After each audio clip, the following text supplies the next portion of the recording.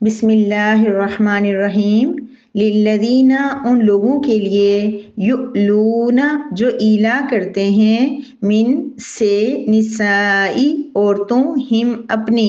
من نسائہم، اپنی عورتوں سے، تربص، انتظار کرنا ہے، اربعتی، 4 اشہرن، مہینے، فاپس، ان، اگر، فاؤ، اگر وہ رجوع کر لیں، فاپس، انا، بے شک، اللہ تعالیٰ، غفور، بخشنے والا، رحیم، رحم فرمانے والا ہے۔ واو، اور، ان، اگر، عزموا، وہ ارادہ کریں، الطلاق، طلاق کا، فاپس، انا، بے شک، اللہ تعالیٰ، سمیعاً، خوب سننے والا، علیم، جاننے والا ہے۔ للذین یؤلون من نسائہم، وہ لوگ جو اپنی بیویوں سے ایلا کرتے ہیں، تربص اربعۃ اشہر، 4 مہینے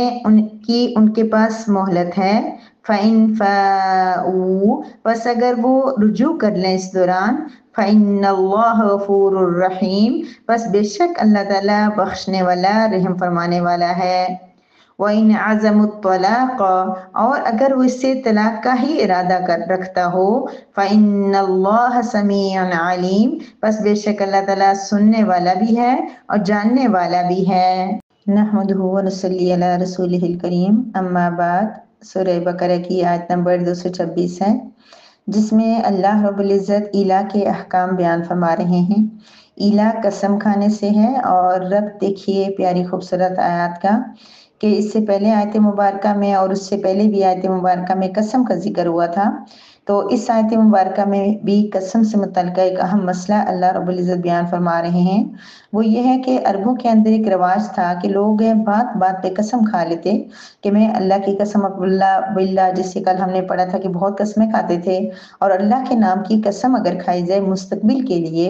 یاد رکھیے، پتہ نہیں کل کلیئر ہوا ہے یا نہیں، کہ اگر اللہ کے نام کی قسم مستقبل کے کسی کام کے لیے کھائیں کہ میں یہ اللہ کی قسم یہ کام کروں گی یا نہیں کروں گی، تو وہ قسم ہر حال میں پوری کرنی ضروری ہوتی ہے۔ اگر وہ قسم توڑے تو پھر اس کا کفارہ دینا ضروری ہوتا ہے۔ تو یہ لوگ مستقبل کے بارے میں قسم کھا لیتے تھے کہ ہم اپنی بیویوں کے پاس نہیں جائیں گے، کبھی مدت مقرر کر کے قسم کھاتے، جیسے سال تک نہیں جائیں گے، 4 مہینے تک نہیں جائیں گے، اور کبھی بلا تعین بیوی کے پاس نہیں جاؤں گا، اور پھر کیا کرتے، سالوں گزر جاتے، نہ اس بیوی کو طلاق دیتے اور تاکہ وہ کہیں اور نکاح کر لے، نہ اس کے اخراجات دیتے، نہ اس کی ضرورت اور حاجت پوری کرتے،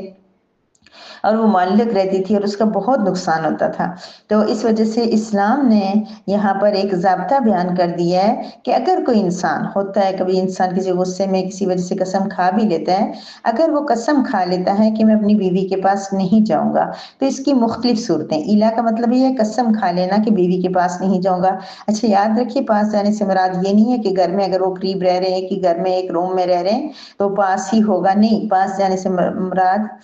مجامعت اور جماع وغیرہ کرنا ہے۔ تو وہ قسم کھا لے کہ میں بیوی کے پاس نہیں جاؤں گا، اور وہ قسم کیا ہو، مختلف صورتیں اس کی، ایک یہ کہ غیر معین مدت کے لیے قسم کھا لے، ٹھیک ہے، اگر غیر معین بس قسم کھا لے کہ میں بیوی کے پاس نہیں جاؤں گا، 4 مہینے سے پہلے اس کو چاہیے، اگر وہ بیوی کے ساتھ رہنا چاہتا ہے، ازدواجی تعلقات کو قائم کرنا چاہتا ہے، تو 4 مہینے سے پہلے اسے چاہیے کہ وہ اپنی بیوی کے ساتھ رجوع کر لے، مطلب اپنی قسم توڑ دے اور قسم کا کفارہ ادا کر لے۔ اگر اسی حالت میں 4 مہینے گزر گئے، اس نے اپنی قسم نہیں توڑی، تو اس کی بیوی کو کیا ہوگا، طلاق واقع ہو جائے گی، طلاق بائنہ، جس کے اندر نکاح کرنے سے ان کا تعلق واپس بحال ہو سکتا ہے۔ اور کچھ علماء کا یہ بھی کہنا ہے کہ اس کو طلاق ڈائریکٹ نہیں ہوگی، بلکہ پہلے وہ عدالت میں جائے گی اور بتائے گی کہ اس نے قسم کھائی تھی، تو پھر عدالت اس کے ہسبینڈ سے اس کو طلاق دلائے گی، یعنی طلاق دینے سے ہی ہوگی۔ یہ ایک اختلافی مسئلہ ہے۔ ایسے مسئلے اگر کسی کے خاندان میں ایسے حالات پیش آ جائیں تو وہ اپنے مستند علماء سے، مفتی صاحب سے، جن کو وہ سمجھتے ہیں، یا اس دور میں جو دارالفتہ وغیرہ، مستند دارالفتہ جس کو سمجھتے ہیں، اس سے وہ فتویٰ لیں اور اس کے مطابق وہ عمل کریں۔ مختلف کنڈیشنز ہوتی ہیں، اور یہ کہ اس میں اختلاف البتہ ہے، میں نے جتنی تفاسیر پڑھی ہیں کچھ میں یہ کہا جا رہا ہے کہ نکاح جو ہے وہ فوری ٹوٹ جاتا ہے، یعنی 4 مہینے مکمل ہوں گے تو نکاح ٹوٹ جائے گا، اور کچھ علماء کی رائے یہ ہے اور کہ 4 مہینے پورے ہو جائیں گے تو نکاح خود بخود ختم ہو جائے گا، اور دوسرے یہ کہتے ہیں کہ نکاح خود بخود ختم نہیں ہوگا بلکہ ہسبینڈ کو مجبور کیا جائے گا کہ وہ باقاعدہ طلاق دے۔ ٹھیک ہو گیا۔ اور باقی یہ ہے کہ اللہ رب العزت نے پھر اگر کوئی انسان 4 مہینے قسم کھاتا کہ میں 4 مہینے تک بیوی کے پاس نہیں جاؤں گا، یہ بھی الہ ہے، 4 مہینے کے اندر وہ قسم توڑ دے گا تو ٹھیک ہے، اگر نہیں توڑے گا تو اس کی بیوی کو طلاق واقع ہو جائے گی، جیسے کہ اگلی آیت مبارکہ میں آپ دیکھیں گے۔ اور پھر ایک صورت یہ کہ کوئی یہ کہے کہ میں قسم کھا لے کہ بیوی کے پاس نہیں جاؤں گا، اور وہ 4 مہینے سے پہلے اپنی بیوی کے پاس چلا جاتا ہے، قسم توڑ دیتا ہے، کفارہ ادا کر دیتا ہے، تو اس کے لیے کوئی بھی حرج نہیں ہوگی۔ ٹھیک ہے۔ للذین یؤلون من نسائہم تربص اربعۃ اشہر، وہ لوگ جو الہ کرتے ہیں اپنی بیویوں سے، یعنی قسم کھا لیتے ہیں تو 4 مہینے کی ان کی مہلت ہے، 4 مہینے کے اندر اگر رجوع کر لیں، قسم توڑ دیں تو وہ سب ان کے تعلقات جائز ہوں گے۔ لیکن فَإِن فَاءُوا، یہ بات اگر رجوع کر لیں تو اللہ تعالیٰ بخشنے والا بھی ہے، رحم فرمانے والا بھی ہے، ان دونوں میاں بیوی نے آپس میں رجوع کر لیا تو اللہ رب العزت بخش بھی دیں گے اور رحم بھی فرمائیں گے، جو غلطی اس سے ہوئی ہے اس میں اللہ تعالیٰ درگزر فرمائیں گے۔ وَإِنْ عَزَمُوا الطَّلَاقَ، اگر وہ طلاق کا ارادہ کرے، یعنی کہ اس قسم کے کھانے کے ساتھ اس کی نیت ہی یہ ہو کہ میں اس کو طلاق دوں گا، اس کو اپنے ساتھ رکھوں گا ہی نہیں، ہمیشہ کے لیے جدا کرنے کے لیے وہ قسم کھا رہا ہے، یا 4 مہینے تک سوچ بچار، اللہ پاک نے یہ 4 مہینے کا وقت کیوں دیا ہے؟ تاکہ میاں آرام سے سوچ لے، سمجھ لے، غور کرے کہ میں اس کے ساتھ رہ سکتا ہوں یا نہیں، میں نے یہ قسم صحیح کھائی ہے یا نہیں کھائی ہے، تو پھر اس کے بعد وہ اگر چاہتا ہے کہ طلاق ہی ہو تو پھر یہ کہ 4 مہینے پورے ہونے کے بعد طلاق ہو جائے گی۔ وَإِنْ عَزَمُوا الطَّلَاقَ،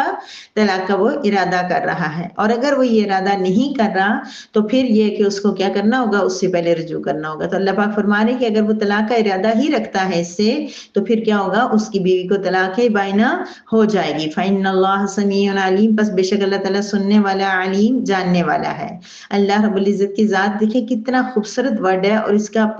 پوری دونوں آیات کے ساتھ تعلق ہے کہ اللہ رب العزت سنتے ہیں کہ میاں نے کس کنسپٹ میں، کس ذہن کے ساتھ، کیا سوچ کے یہ قسم کھائی تھی، اور اب اس کا ارادہ کیا ہے، علیم، جانتا بھی ہے اللہ کہ اب وہ واقعی بیوی کو اپنے ساتھ بسانا چاہتا ہے، یا وہ اس سے تنگ ہے اور وہ بیوی کو تنگ کرنے کے لیے، اس کو ٹیز کرنے کے لیے، ہو سکتا ہے کوئی بندہ بار بار قسم کھائے 3 مہینے کے اندر ایسا کر لے رجوع، تو نہیں، اللہ رب العزت کیا ہے، علیم بھی ہیں اور سمیع بھی ہیں، لہٰذا جو سنتے ہیں اور جانتے ہیں تو اس کے مطابق جو انسان فیصلہ کرے گا، جو طریقہ کرے گا، جو رویہ کرے گا، جو عمل کرے گا، اللہ رب العزت اس کو سزا اور جزا اس کے مطابق دیں گے۔ میری پیاری بہنوں، ایک واقعہ مجھے اس میں یاد آ گیا ہے تو آپ سے شیئر کر دیتی ہوں، مفہوم کلیئر ہو گیا ہے۔ اللہ رب العزت کے نبی حضرت محمد صلی اللہ علیہ وسلم نے ایک مرتبہ ان کے ازواج نے جب فتوحات بہت زیادہ ہونے لگی، شروع میں آپ کو پتا کہ ازواج مطہرات نے کتنے مسائل